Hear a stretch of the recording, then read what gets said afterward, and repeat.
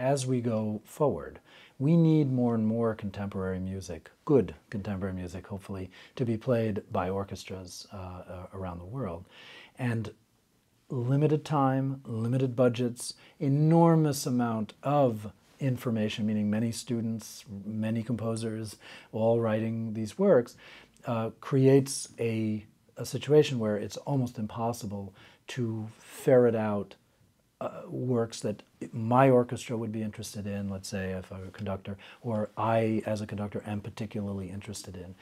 I think that what Ravel Virtual Studios allows is an ability to quickly hear a work in an electronic form that nonetheless gives the impression, a true impression, not a false impression of the work, which would then enhance the possibility of conductors making choices of which pieces they want and which pieces speak to them for performance, and also as a tool for them to then bring this work to the orchestra for interpretive reasons. Because again, the reality is we're all very busy. The amount of time that it would take to discover a work with an orchestra is simply something that is now to be dreamed about, but is not a practical reality. And what an electronic recording of an orchestra piece allows is that it allows the conductor already to have a good impression of how the piece goes. And even more importantly,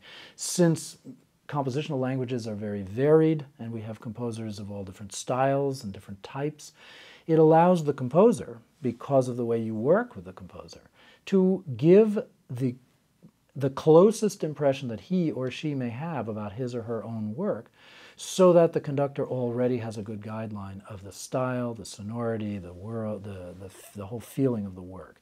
And I think that far from replacing an orchestra, helps to bolster the orchestra, to foster the orchestras, both to be committed to contemporary music, to perform contemporary music, and to hopefully perform it better than they would have if they didn't have enough time to rehearse a work. Here, again, as I keep saying, they don't have hours and hours and hours of rehearsal time. They never do.